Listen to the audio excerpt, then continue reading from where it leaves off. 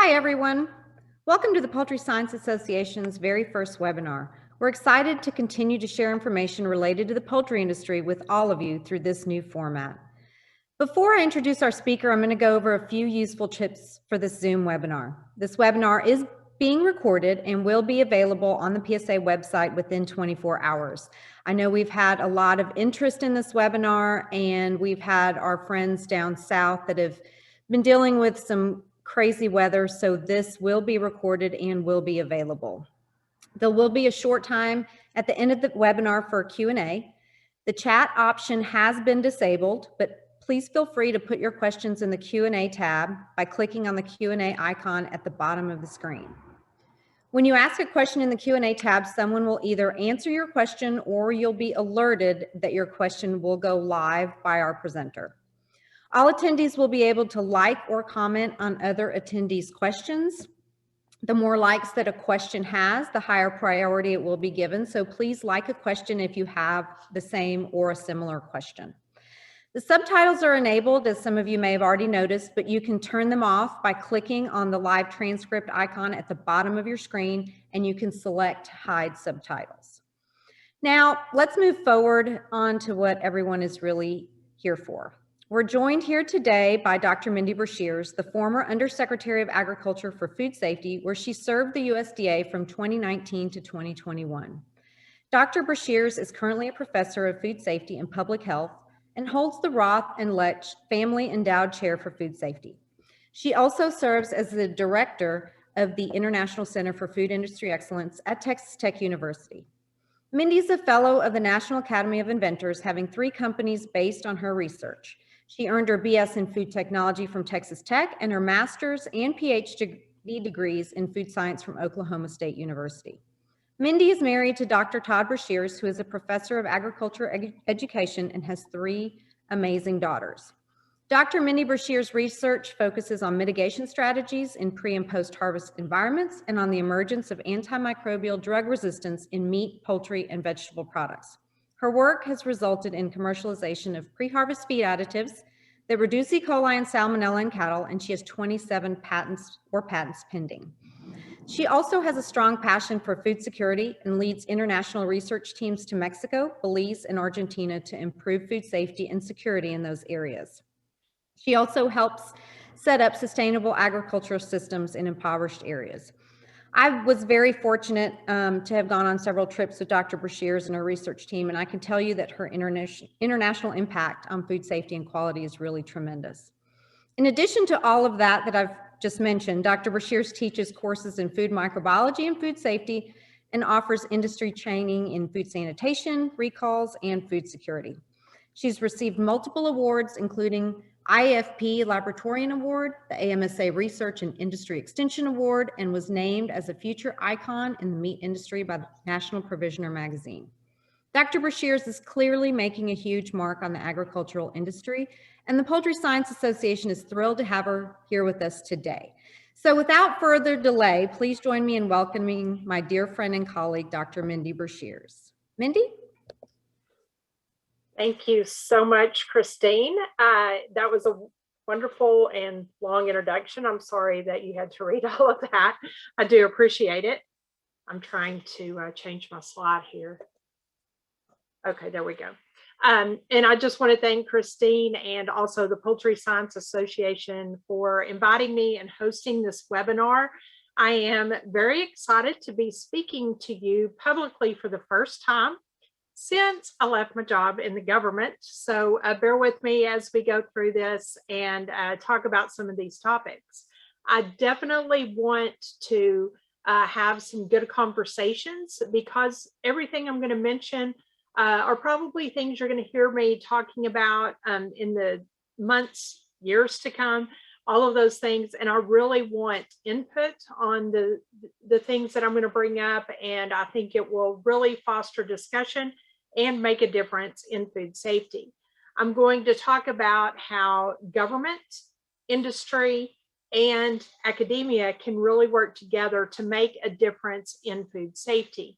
Right now we work together, there's some interaction, but I do see a lot of disconnect, and I think that there are some things that we can be strategic about in order to make the process better.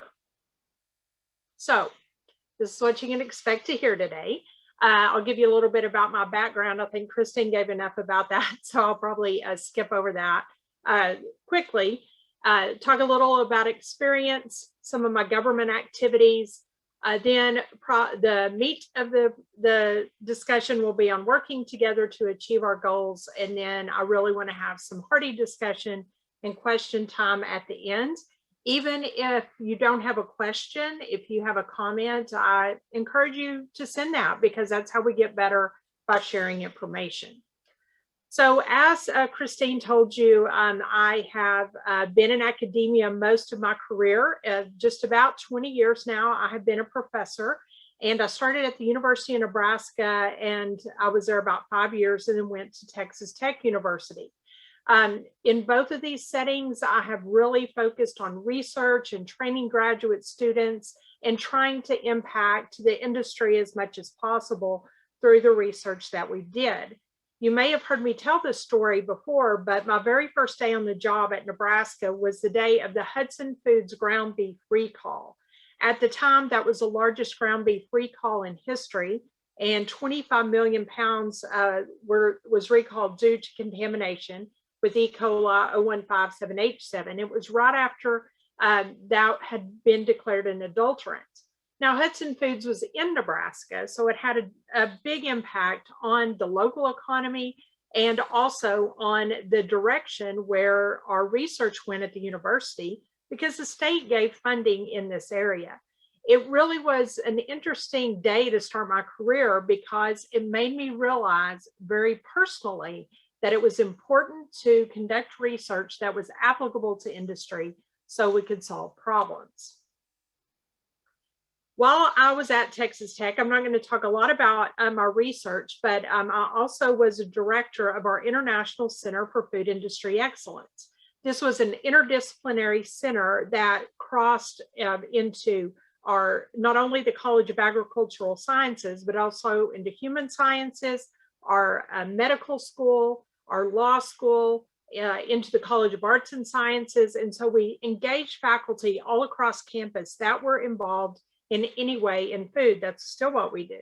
We formed research teams for problem solving, and our research is really focused on industry and international focus. And even internationally, it's more on the industry side. So we really want to solve problems for industry and make an impact. Now, the job that I recently left was the Undersecretary for Food Safety. And it was quite an adventure and a journey being in this position. I loved the job. I have no regrets for serving there. And I am so honored that I was able to oversee food safety at that level. For those of you who don't know, this position is the political head of the Food Safety Inspection Service. So at that level, I was able to oversee inspection, new policy decisions, regulatory requirements. I served as the highest ranking food safety official in the US, and I worked very closely with Secretary Perdue and the other undersecretaries as a member of the sub-cabinet to make decisions that were impactful to agriculture. In this position, I was able to see things from a very different perspective than I saw whenever I worked in academia. I remember as a professor, I would always think, well, why does the FSIS make this decision? And why don't they take more samples? And why don't they do this? And why don't they do that? And I would ask those questions. And I continued to ask those questions whenever I got into the position, but I found out very quickly that there were very good answers. First of all, the FSIS wasn't there to collect research data or do a research project that they were going to publish. They were really there to monitor the safety of the food supply. There were other issues such as being wise about how you utilize taxpayer money in taking samples and making sure that you didn't overspend or do things in a way that might be viewed publicly as misuse of funding. So there were all sorts of answers, all sorts of questions, and all sorts of opportunities that I had. Now I'm going to kind of take what I learned in the government and my experience as a professor and put some of these ideas together for you in perspective to what decisions we made in the government and how we can work together to make better and wiser decisions. So I really feel that your education, your experience, all the things that you do, that goes on your resume. That's, the top line of your vita. Where'd you go to college? Where did you get your degree? All of those things, those help you get a job. That's kind of, that's where you are. But then the decisions you make and how you really are a steward of that job and the influence you have is going to build the story.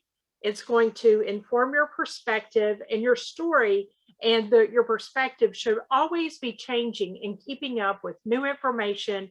And you should not feel bad if your viewpoint changes because you're coming at something from a different angle. I think you have to be wise in decision making and how you influence people, but always be open to hearing someone else's perspective. So I was involved in academia to begin with. I was involved in government. I did have the opportunity to stay there if I chose to in a different role. And also, as you heard, we have 3 companies that I'm, working on the side to that are involved in intervention technologies. So there's a lot of places I think that where I could be or choose to invest my time, but I have chosen academia.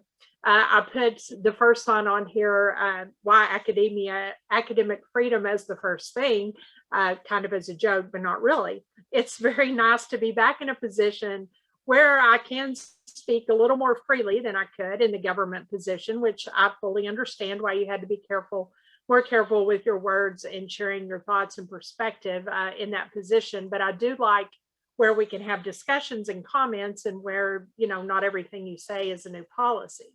Also, I think in academia, we have the ability to influence in training our students. It was nice whenever we would travel to different processing plants across the country, and I was able to see former students in those facilities working.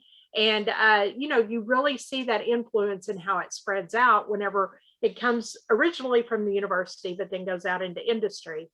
And then also, I think that academia is a wonderful place to bring people together. We can bring in people from government and from industry and have these discussions a little more freely and talk openly. And then obviously the continuity of our profession, whether it be food safety, poultry science, or something in the area of agriculture. I think we need very strong leaders in agriculture that is at the government level as well as in academia. You can set the tone of a university if you're in a position of influence at a university and really help people have a positive view of our industry and of agriculture as opposed to a negative one. So I think it's really a place where I feel very comfortable and where I'm very happy to be right now. So our goal in academia, in industry, and in government is really one thing, and that I have a microscope here, but that is food safety and to make our products safe. Now, we all have goals. If you're in industry, you want to sell something, you want to make money. Academia wants to train students, they want to generate tuition revenues. The government wants to put out policies. So, we all have different goals, but altogether, we want our food supply to be safe. I think that's something that is very simple that we can agree upon. And I think we can have a greater impact by working together. I'm going to start by talking about some of the major policy accomplishments that happened while I was at USDA FSIS. And these by no means were initiated by me.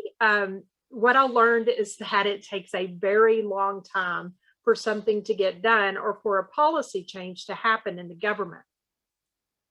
Whenever you see things happening, you can rest assured that it happened across probably many administrations. So the first 2 things here are modernized inspection systems. We rolled out swine modernization in September and last year, and then actually 2019, and then egg modernization came just a few months ago. Swine modernization is changing really the inspection system, and I'll talk about that in a little bit of detail in a minute. Same with the egg modernization. Egg is really simply shifting to what we used to call command and control type system in poultry operations to the HACCP-based system in eggs. So that was our egg modernization policy. Both of these took over 20 years to develop. So it took a very long time. Performance standards, we had poultry performance standards, but we proposed poultry performance standards for salmonella. We have proposed Campylobacter performance standards for poultry, and also salmonella performance standards for beef. And very soon they will have salmonella performance standards for pork. So we're moving ahead in that area. We were also able to sign an MOU, Memorandum of Understanding, with the FDA to set forth our policies on how we would be overseeing and inspecting in the regulatory environment cell-based foods. By the time I left the agency, we had come up with 3 large buckets. One was the propagation of cell lines, and in all these teams, it's shared by FDA and USDA, but FDA will be leading the inspection and the oversight of the cell lines that will produce cell-based foods. As soon as a product is produced from these cell lines, then it is transferred to USDA. USDA will oversee the production, and then they will also oversee the labeling and naming of those products. Now, both FDA had put out a request for information and FSIS on what should we call this? What is the name of a cell-based foods? We call it cell-based foods now for lack of any other term, but we really want to make sure that there were going to be a good, strong, science-based, data-driven names there. So we were able to initiate that. And then last of all, we were very close to finishing up the lab accreditation. FSIS already had accreditation for chemistry analysis, chemical analysis in third-party labs. Very soon, there will be options for microbiological analysis in these labs, and with the goal of some of that data that will be able to be used by the agency for decision-making. And we look forward to that happening. Now I'm going to flesh some of these out. Modernized inspection. If you do a Google search or look in the media anywhere, you're going to find all sorts of information on swine modernization, less about egg modernization. We really didn't have the public pushback on egg modernization like we did with swine modernization and even poultry modernization. They're both very important to the industry. So what is this? What is our modernized inspection system? Well, first and foremost, most of you probably already know that our first food inspection laws go back to 1906, and most of those laws were based on a visual observation of the carcass. And very foundational in this is inspection of every single live animal and also every single carcass. None of that is given up in modernized inspection.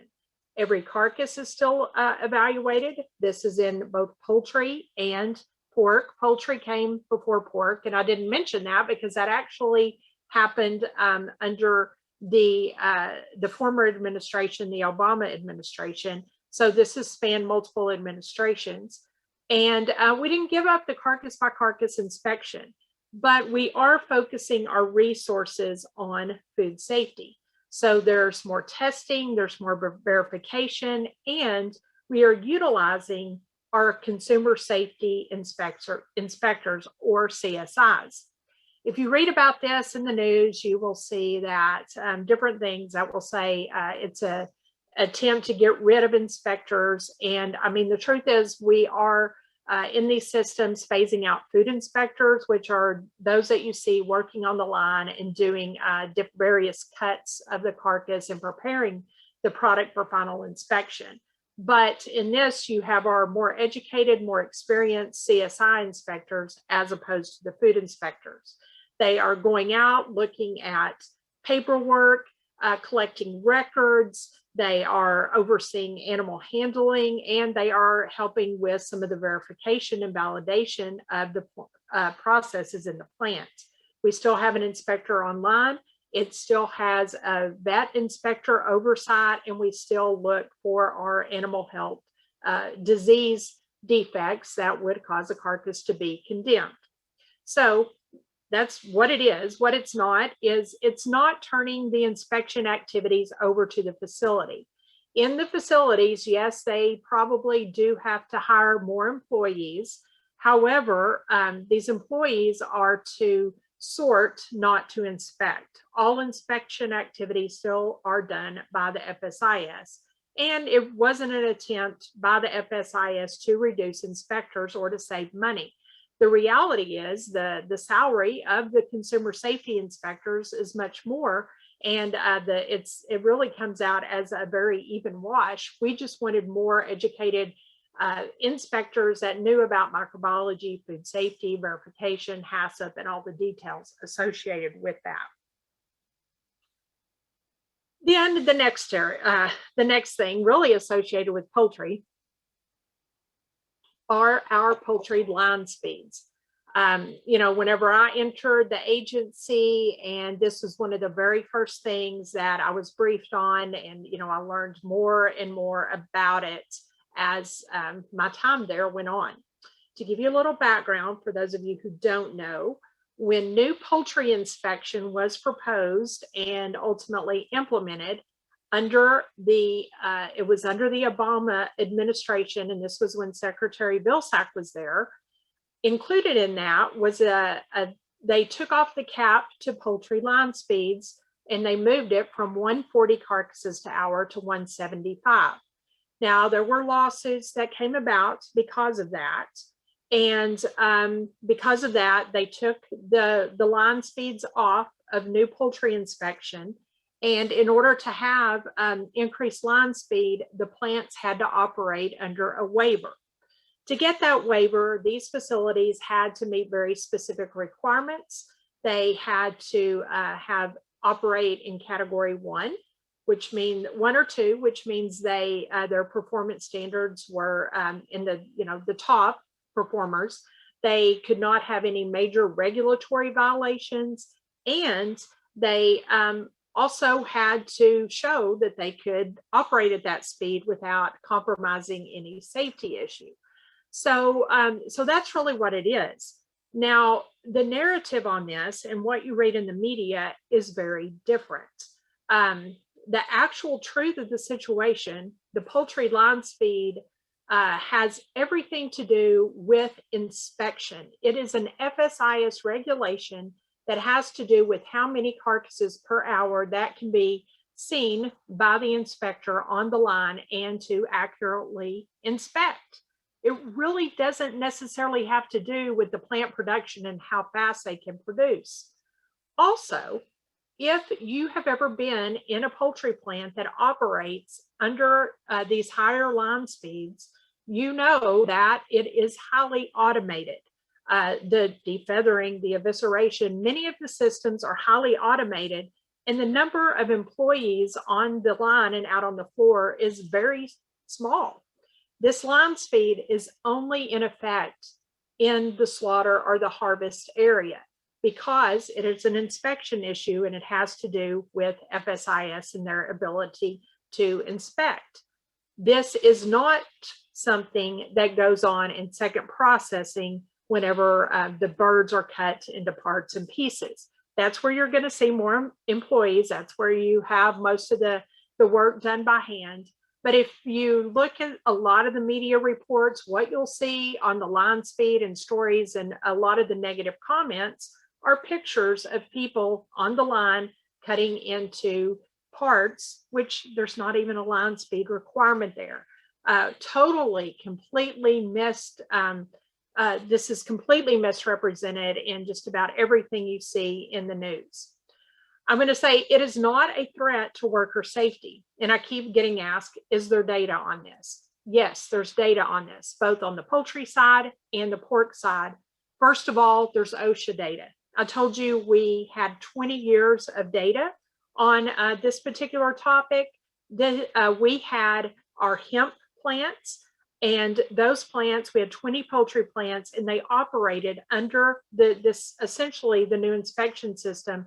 And most of those, many of them with increased line speeds, and they did that for almost 20 years. We have all the data in those facilities.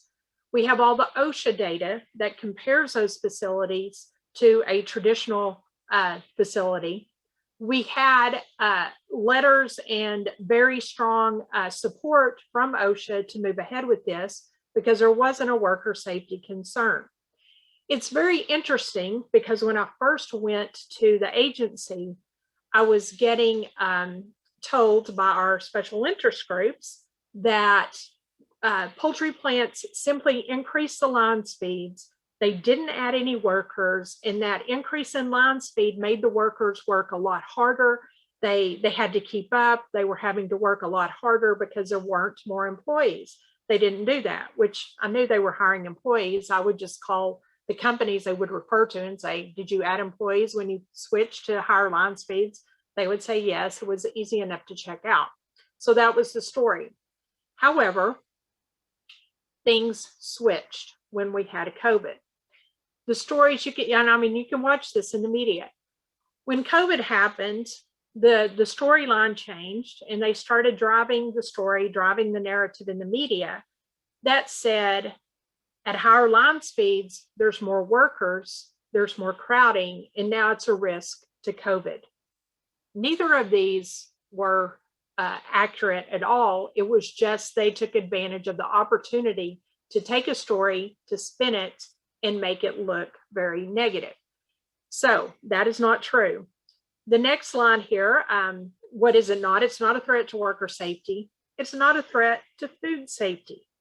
Actually, way back in the day, before I joined FSIS and USDA, one of the reasons why the original line speed was taken down was because there were some concerns with food safety. They wanted to make sure that at increased line speeds, we did not increase the salmonella risk. So a third party was brought in to evaluate the data, to evaluate every piece of information we had at USDA, and do not only a correlation, but also many other types of analysis. This is actually published in a Journal of Poultry Science. And it showed that increased line speeds did not result in more salmonella on the carcasses, which this was not well received by many groups. There was a lot of negative things, again, put in the media on this. So we do know we have strong data that has been peer reviewed and published to say it's not a threat to food safety. And then last of all, it certainly was not a Trump administration initiative. I want to definitely go on the record to say I am a scientist. I was not there as a politician or to be political in any way. And I think one of the things that probably annoyed me the worst was whenever they would say the Trump administration has this initiative.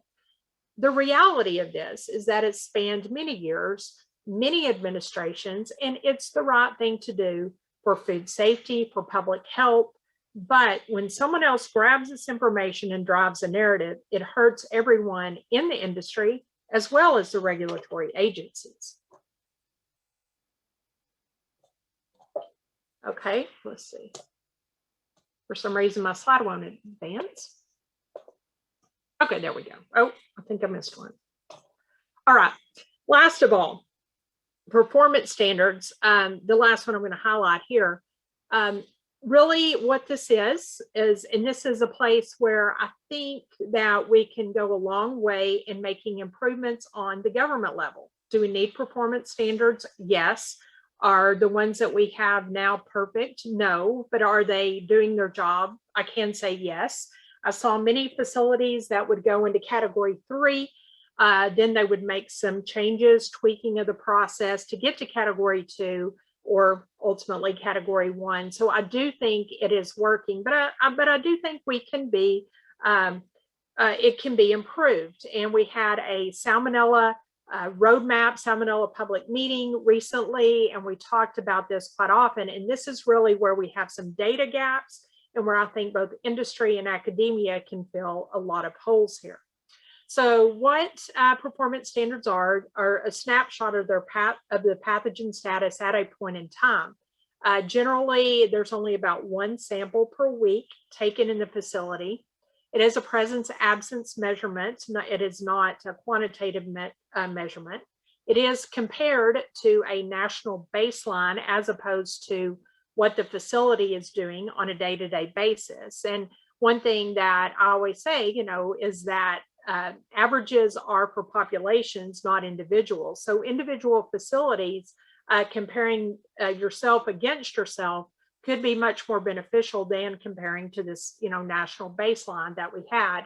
And what I do like about performance standards is that they are compared to our human health attribution data. Now, there is another big gap here in the fact that we're very good at getting out our overall food safety data, but the attribution data lag behind. So really, we just had some new attribution data that came out even just a few weeks ago, but it's hard to see like the impact of performance standards yet on the poultry industry because that attribution data isn't going to come out for 3 or 4 years, and we're not going to have the information till much after the fact to know if actually salmonella is being reduced in poultry after performance standards were implemented. We have to wait. Hopefully that system will change. We'll see what happens. So performance standard, what it's not. And in this category, I think this is really an area where the industry can be very active, and they can step into a space where much data are needed.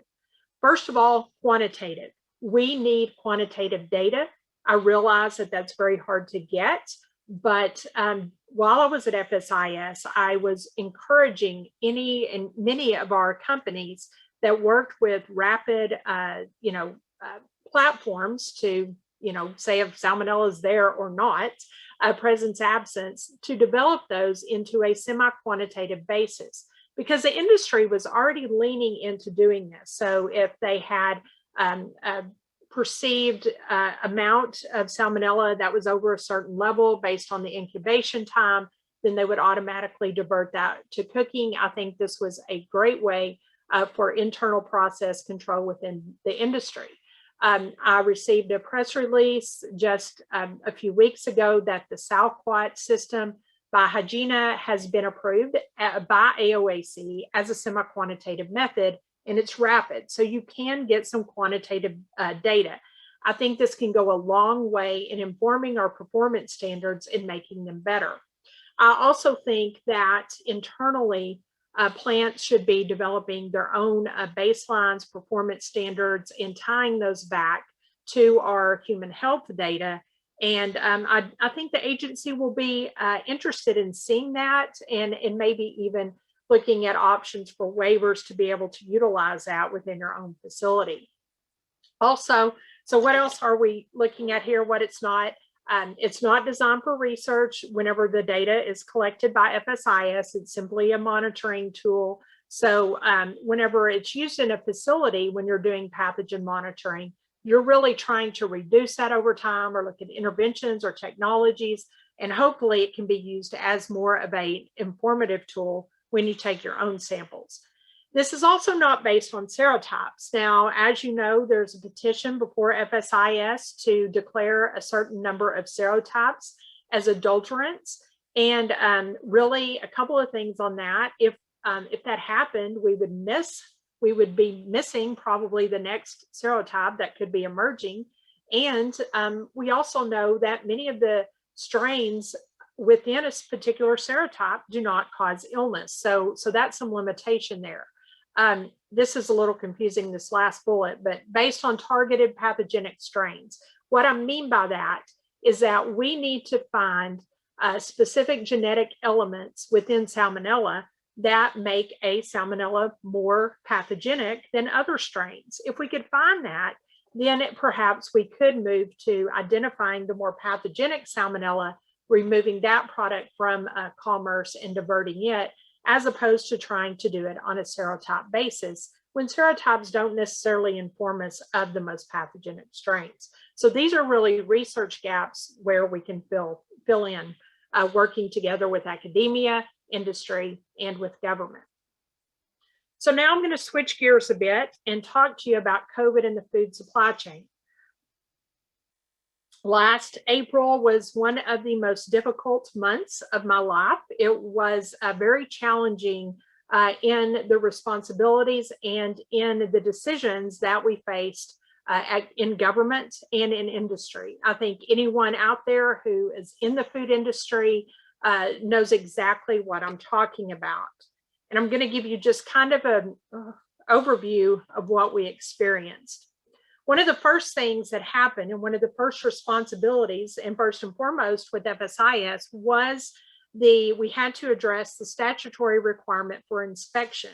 So Undersecretary Ibaugh and I put out a letter that said we were committed to make sure that we had inspectors, and in the case of Undersecretary Ibaugh, inspectors and graders in the plant to do their job so our food supply chain would keep moving.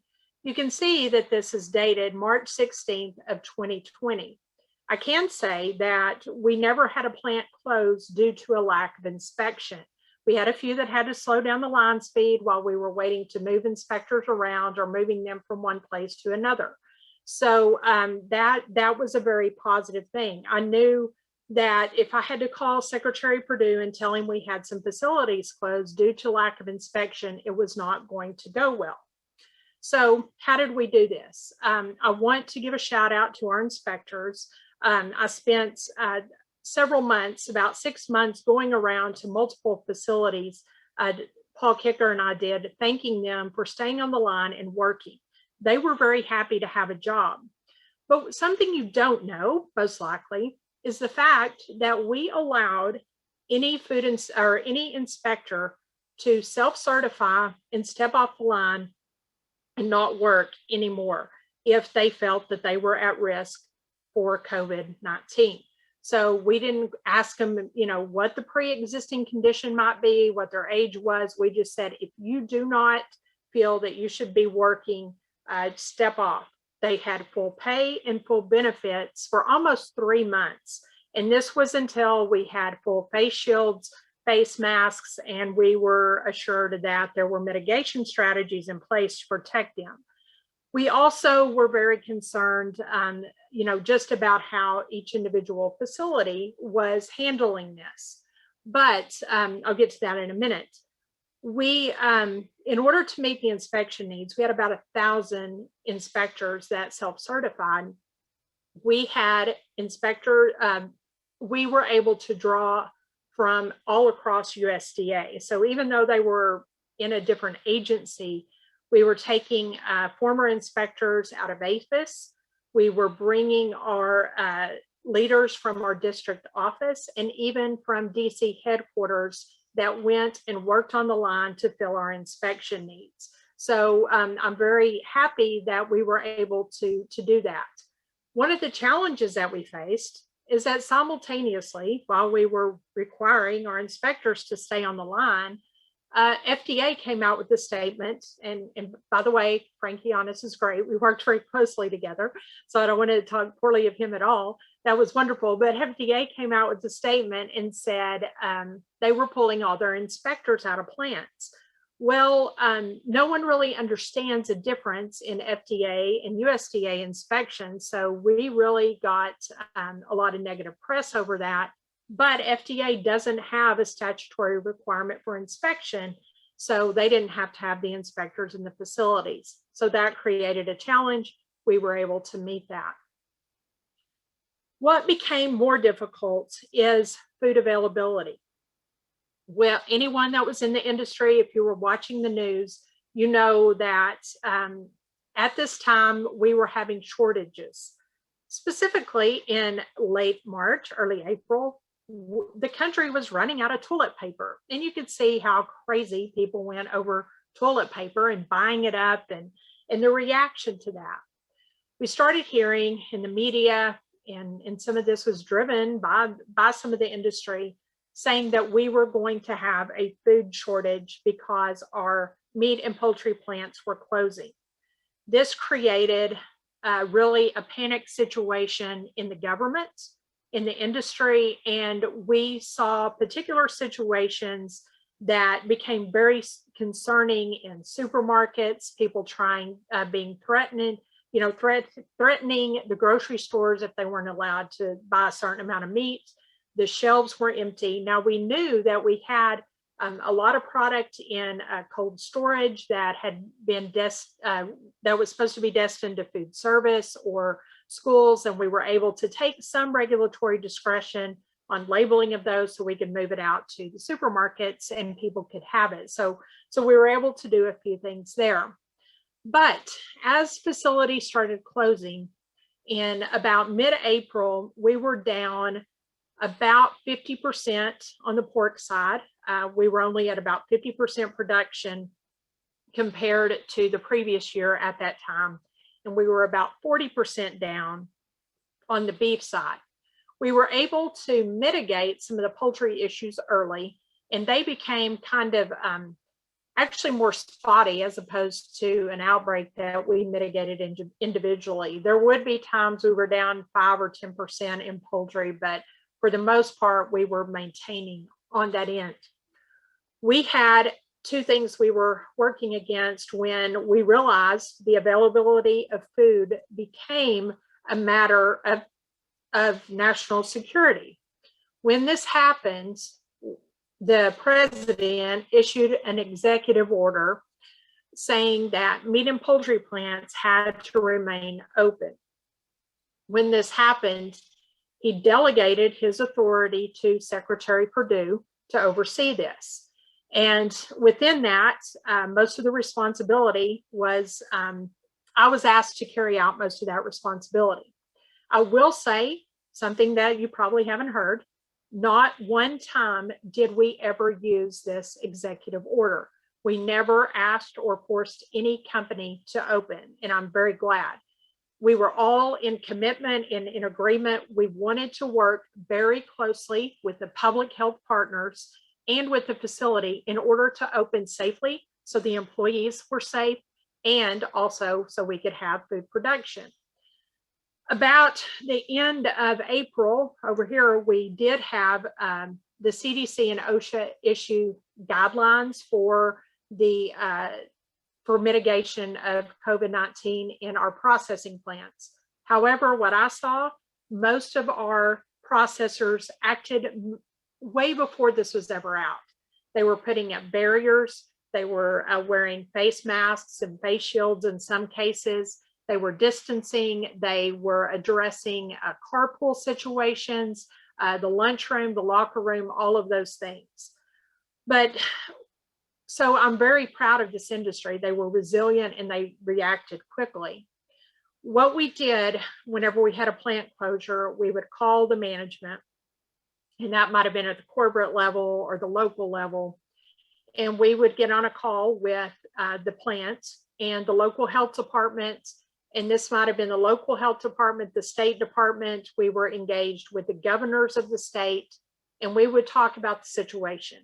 How many employees were sick? Was the outbreak increasing? Was it under control? Did you have trace back and did you know where it originated? All of those things.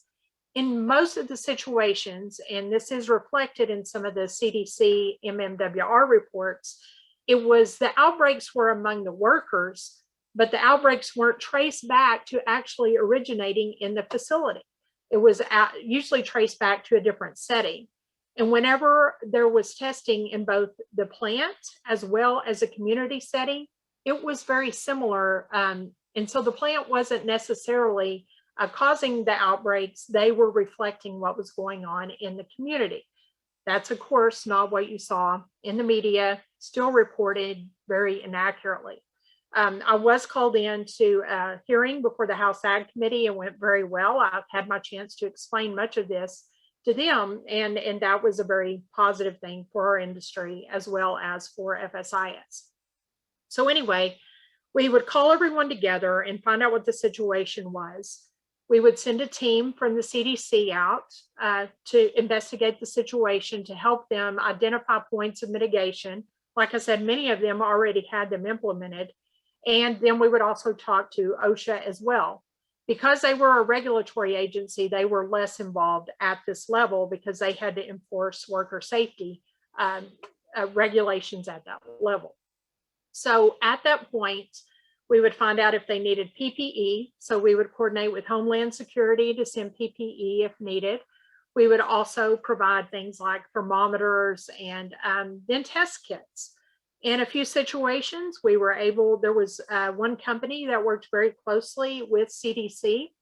They would send their jet out with test kits. It eventually got to the point where they were using the self-test kits. So they would give them to the employees, they would self-test, put everything back on the jet, fly out to their home base, and then they would get a PCR test in 24 to 36 hours. And then the plant could operate with the employees that were healthy.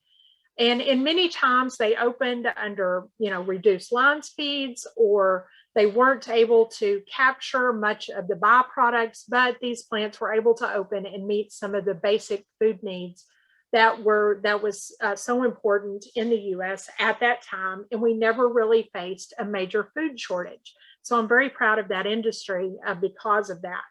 It was balancing a lot. There was a lot going on behind the scenes.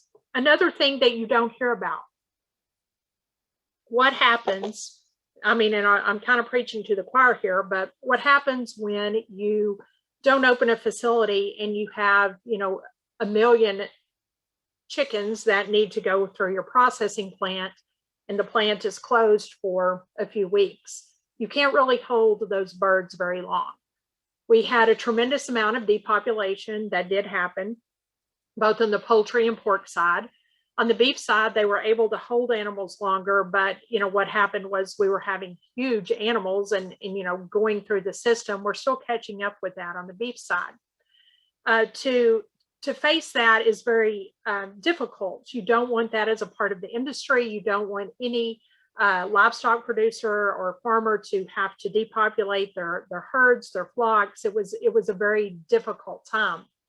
We also had health departments going in and say, you must close right now, immediately. And I personally got, a little bit of pushback in the media over this. I would, call the health department and say, okay, this company is in the middle of processing, their birds at a poultry facility.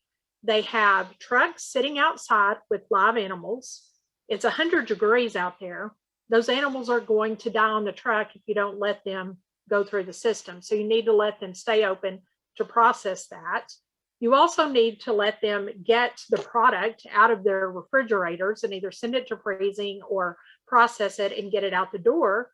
And you need to allow them to clean and sanitize the plant before it's closed. In many situations, they didn't want to do that, but we were able to logically talk to some of the health departments and most of the time make that happen. But there wasn't a lot of logic going on either at the time. And another thing I want to say is everything has to be put into context on a timeline. When you're talking about mid-March, early April, really during that time, we were still operating under 15 days to flatten the curve or 30 days to flatten the curve. We thought we didn't know this was going to hang around for such a long amount of time. We also didn't even have a requirement yet from CDC to wear face masks, publicly. So early on is where we had problems. Always keep that in mind when you're thinking about it. I can really confidently make this statement. Our meat and poultry industry was resilient. They were able to provide the food that our country needed. They reacted quickly, and they reacted quickly to protect employees. Were they wearing face masks? Did they have up barriers in early March? No. But did anyone know that that's what we needed? No. But as time went by, we saw them change. We saw them react quickly. And in all the facilities I went in, there was mask compliance, there are barriers, there was strong communication strategies to notify employees if there was an outbreak. All of those things were in place, and the industry reacted very quickly especially relative to the rest of the country. So, what was the reality of managing COVID? I think we have really touched on all of these. We had a few weeks of difficulty.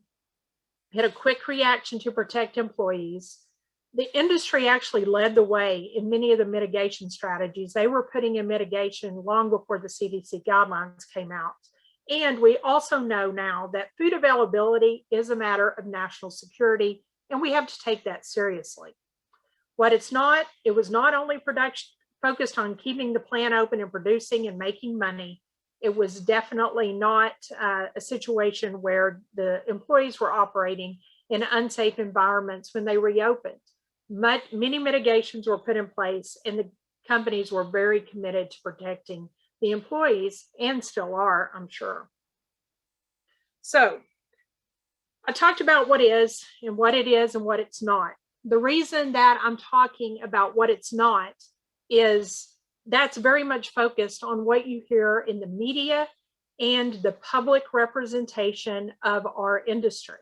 And it's very frustrating that the story that gets out is not the accurate story.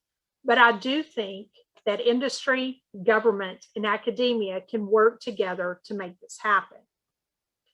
Our data are the key. Data is the key to make this happen. We have so much of an opportunity to drive this narrative and to drive it back to a positive view of our industry, but we have to be very proactive in doing that. Industry has strong scientists. They have a focus on application, doing something for their company to make the product safer, but industry is reluctant to share the data with the agency or publicly. I understand that, much is proprietary. We need a means by which the industry can share data collectively as a group without the fear of FOIA or without the fear of public information causing some detrimental effect to the industry. Fully agree with that. Academia, we have strong scientists. We have a focus on publication or training grad students and getting tenure, but we don't communicate with the government. We have some communication with industry. Sometimes we do industry projects, but our communication could be there as well. I think I always thought if I published something that was relevant to FSIS, that they had scientists, they could find it, and they would just utilize that. Absolutely not necessarily true. They have strong scientists. They're just like any of the rest of us. They're doing their job, and they don't have time to go out and find all the data. Academia, scientists need to share that with relevant people at our regulatory agencies so they have the newest and best information as well. And then we have government. The government has strong scientists. One of the greatest things about working at FSIS was the fact that I had microbiologists, I had experts in epidemiology and risk assessment and just about everything at my fingertips. And I love that. We had great scientists, but the data we generated often wasn't necessarily public. Yes, all the data you can FOIA is, but there were a lot of internal research projects going on that wasn't publicly available. Some of it was to compare methodologies, and some of that wasn't available. And so that isn't always known by the industry or by academia.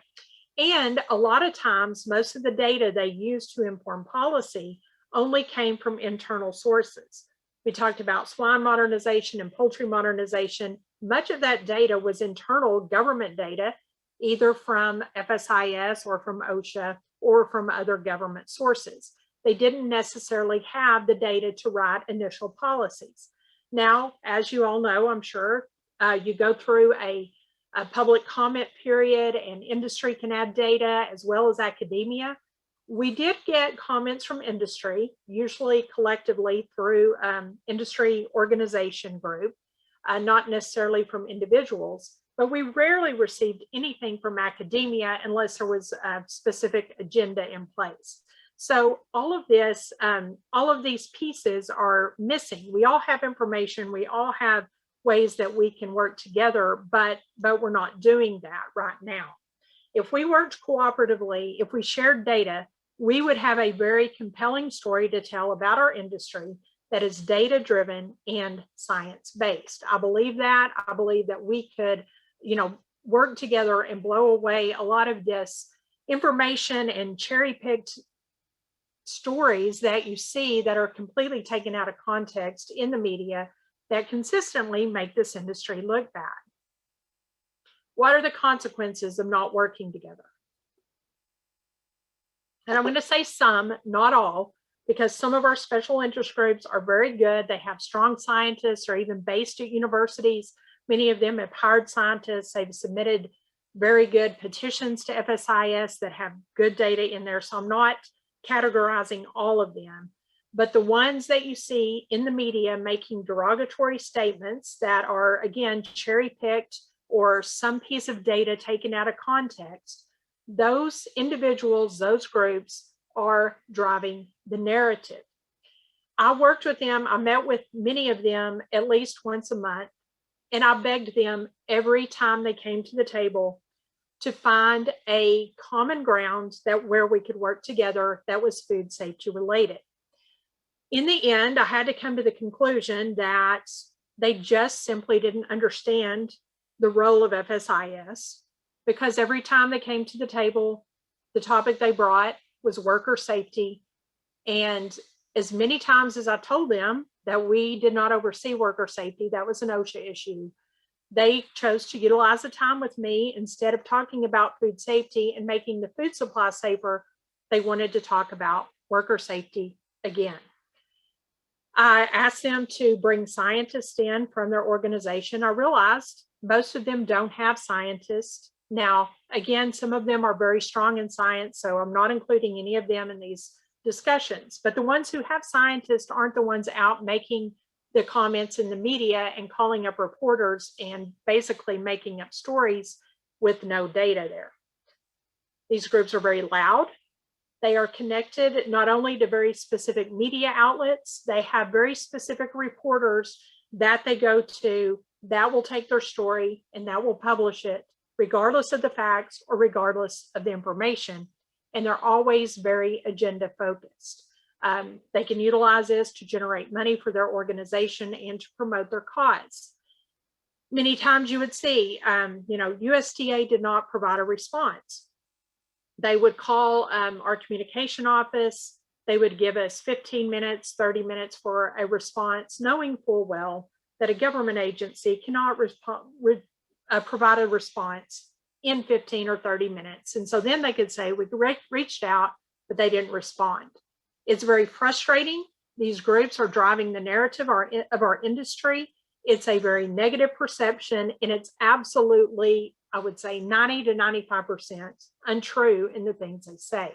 We need to stand together, working together as a government, as academia, and as industry to drive that narrative. I tried to put some actions in place to facilitate that.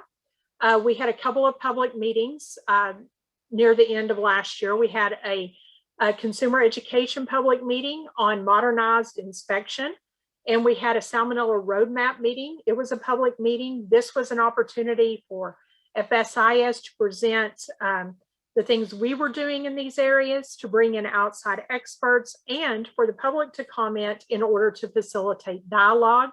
Y'all don't forget about these meetings. You can keep commenting. You can keep referring back to these documents. A lot of these things were put out there to put a stake in the ground, so you knew this was a priority for FSIS, and you could continue to refer back to that in the future for those things that you think are beneficial.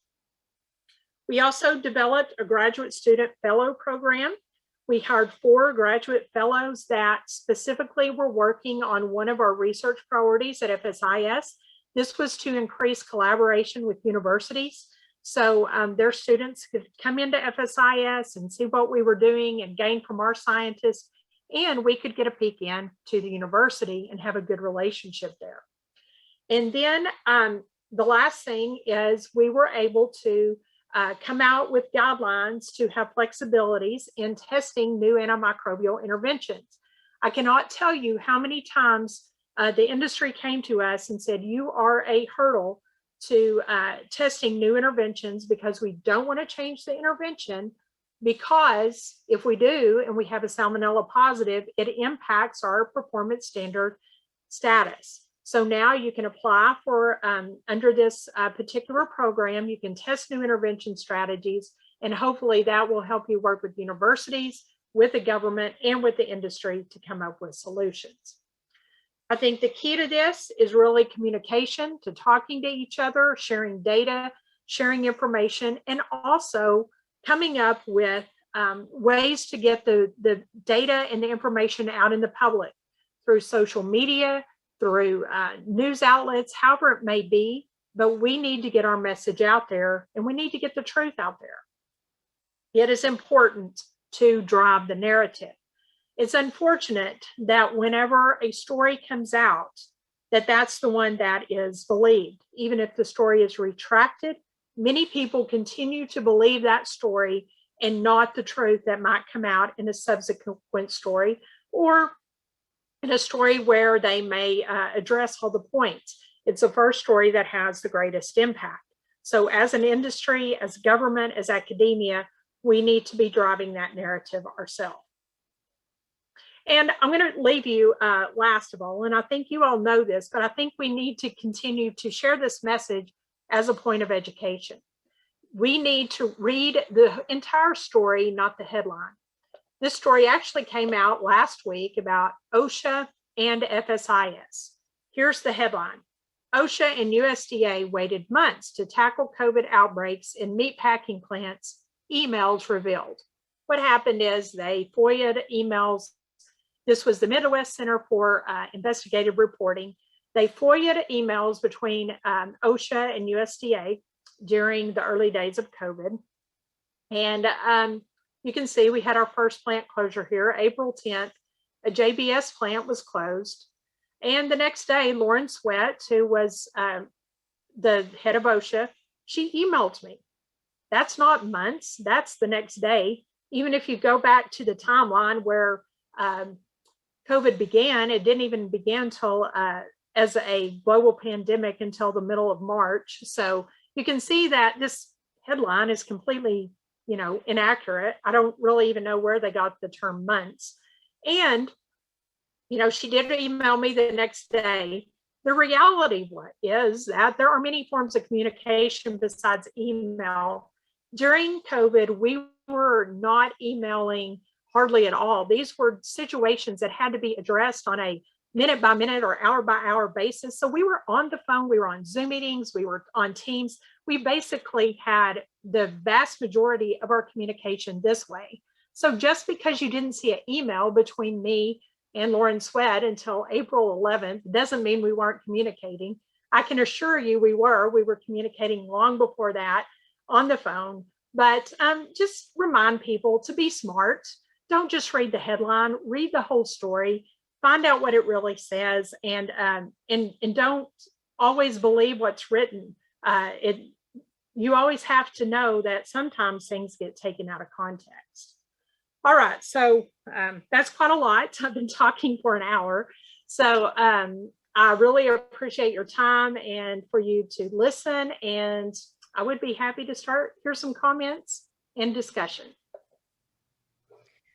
Great. Thank you so much, Dr. Brashears, for a really insightful webinar and discussion. So something I've always really loved about you is really your passion and also your science-mindedness, let the data speak for itself motto. So we really appreciate you taking the time. We do have a couple of questions. So if it's okay, we'll get through these questions. I know we've gone a little bit past the hour, but once again, this will be recorded so people can come back and listen. So if it's okay with you, we've just got a couple questions. Oh, absolutely. Yes, please. Okay. Thanks for taking the time to do that. So two of the questions really focused around the media. And so I'm going to just combine them and ask them as one question, but it appears that the narrative from media is one of the biggest issues in communicating with the public. Why are there no legal repercussions? And why doesn't FSIS come out to the media and basically explain these changes or explain what the truth is? And it goes beyond just media. The question really involves, Facebook and other social media platforms too? Well, that is a wonderful question, and I wish I had a better answer. One of my greatest points of frustration when I was in the position was not being able to tell our story and tell it first. The approach was always reactionary at FSIS. We would always react to something that came out. And we had the data we had on poultry line speed, well in advance, but instead of going out publicly with that data, we just put it in the line speed request to amend the new poultry inspection. We never talked about it. And one thing I try to leave the agency with was, you need to be telling your story. Nobody really realizes the depth and the width of the scientific power they have at FSIS, because no one ever talks about, the scientists and all the data they're collecting. They have some outstanding scientists. I mean, I loved working with them, but I hope, the one thing that I hope that I tried to change there was a change in culture, and to step up, tell the story, talk about the data, talk about all the science that's going on within the agency, so you can do a better job at telling the story. My job, many times something would come out, the Washington Post, the New York Times, those places, wherever it was, and it would just be so far off the mark. And I always told people, and I think we all have to remember this, is that the data will stand. The other stuff is chaff. It'll blow away. The stuff that isn't real, it will not stand the test of time. But when you're standing at the point in time when you're reading an article and it's terrible and it makes you feel bad, that gives you little consolation to make you feel better. Over time, the data will stand. It will stand the test of time. One of the jobs, you asked something about legal repercussions. As many of you know or may not know, I was served as one of the primary expert witnesses on the BPI case, and I call it the not pink slime case because it was my job to say it was not pink slime, that it was meat. And, there were some repercussions there, but that took a long time, a lot of effort. And, no one wants to have to go that route with the media. And it is unfortunate that that's what we face with our industry. So I think all of those are really great points. Don't be reactionary, read the story, not the title. I'm definitely going to be using those suggestions moving forward. We do have another question, since you have been talking about data and that's kind of your motto. Beyond FSIS slaughter inspection data, are there other publicly available databases that might provide insight into the drivers of microbiological contamination or its reduction? And part of that question is, what is the best way to contact USDA to really learn more about the food safety data sets?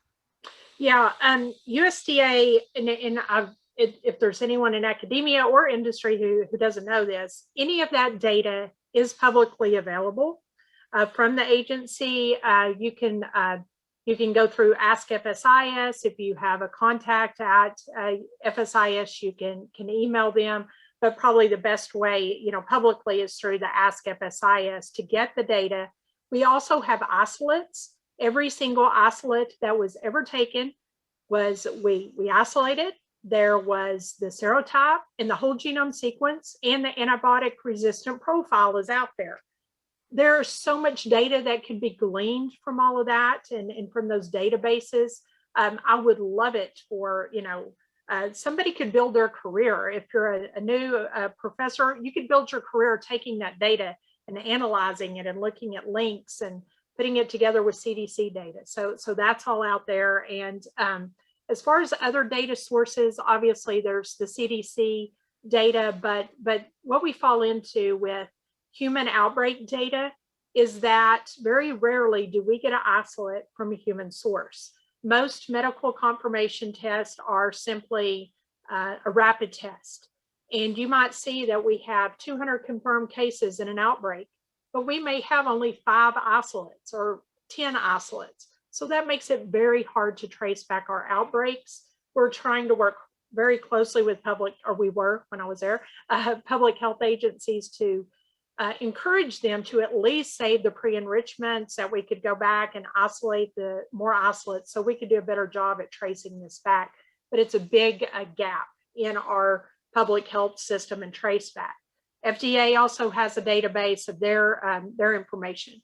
As far as like industry data across the industry, that currently doesn't exist. There are many people interested on the scientific level of creating databases with all of that data. I think it could be very beneficial to government in making decisions. If we could verify it, it could be very beneficial to industry, but it's just not available because it's so hard to make it anonymous, where it can be linked back to a particular company. Yeah, those are all really good points. I think there's a lot of databases out there for the person that asked the question, and I'm sure that if they have other questions about those databases, we'll be happy to answer those questions after this webinar. Two other quick questions that just popped up. Any more thought on quantification on Campylobacter for performance standards in poultry like in New Zealand? I think you knew that question was probably going to get asked because it was in your roadmap. Yeah, I'm very supportive of quantitative risk assessments. I think for most pathogens, for Campylobacter and Salmonella for sure. For the STEX, for E. coli 01578, the other O groups, I think that is reasonable to be an adulterant status without, a quantification, because we know that low amounts cause illness. But for Campylobacter and Salmonella, I do believe in quantitative risk assessments. I think that this is one place that both industry and academia can really work together to start developing those for individual companies and take that data to FSIS. Now, we have SALQUATs where we're not there for Campy yet with a quantitative approach. Nobody who's a microbiologist wants to do an MPN. Well, I shouldn't say nobody, but few people like MPNs. They're very difficult. So, hopefully we can get those semi-quantitative rapid methods, but I can say that I'm very supportive of that. Like I said, you put a stake in the ground with the roadmaps, the approach forward, and it just wasn't me. It was the scientific team was very supportive of moving in a direction of quantification. So Campylobacter performance standards aren't final yet. The agency is always looking for comments. So, even if comment time is closed, you send them in, they're still considered. So keep beating that drum. I think it's a very good point, and I think the agency needs to go in that direction. Yeah, that's a really good point, to continue conversations with the agency as well, even though comment periods have closed. So, okay, this is, I believe, the last question that we have for you. What are your thoughts for gaps in current approaches? Like, if you were going to guide academic or commercial intervention, where would you focus? And also, if you could, along with that question, what about the timeline of innovation registration? Like, is there a process for more rapid or more straightforward innovation to commercialization? And you have experience with that, so this would, yes. So I'll start there. I think the biggest hurdle there is really through FDA, to make sure you have GRAS status and approval through FDA. Once you get through that point and you have to come back to USDA to work on, application and processes, our timeline was really greatly reduced through that office. So, we're looking at 30-day responses. We got some of our responses out in 20 days on some of the new technologies. So really working hard on that to get the timeline down. Now, that's if you have all your ducks in a row and it's already approved through FDA and it has GRAS status, and you turn something in and you already know how it's going to be applied and utilized, and you should be able to get a quick approval. So do your homework and make sure you have all the holes filled in before you submit that. As far as the biggest gaps, one thing is, in all industries, whether it be pork, beef, poultry, I think that new intervention technology should be considered. We get stuck in a rut, and if it's not broke, we don't want to fix it. But I think there's been a lot of new technologies introduced to the market in the past few years that should be considered. That's really why we opened the door for the industry to be able to test without any regulatory consequences, because I think there needs to be support for testing new types of intervention technologies in the facility. And then again, I think this quantitative risk assessment, pathogen mapping through the process to identify the greatest points of contamination, those are also very important. As we know, turkeys, chickens, the whole carcass, we don't find a lot of pathogens there for our performance standards, but when we get over into parts, or ground product for turkey, then we get our numbers there. So intervention technologies in those areas as well, that's going to be really important. Okay, thanks for all of your insightfulness. Once again, we always really appreciate hearing from you and seeing you. We can see each other in person soon, some meetings that are coming up. So it's really thanks for speaking to us on our very first webinar. We appreciate your time, your talent, and all your insightfulness. So thanks again, Dr. Brashears, and thank you again. I don't know if people truly understand how much work you did at USDA to keep food on our table. And I think most of us that are left on the call would probably agree that keeping meat and poultry on our table is a little bit more important than toilet paper. So we really appreciate you and everything that you did for us and for our industry. So great. Well, thank you, Dr. Brashears, and thanks everybody for joining us. And don't forget, this will be available in 24 hours on the PSA website. So thank you. Thanks. Bye. Bye. The Poultry Science Association's mission is to advance the discovery and dissemination of knowledge for the poultry sciences. Through resources such as this webinar, PSA continues to work towards our mission.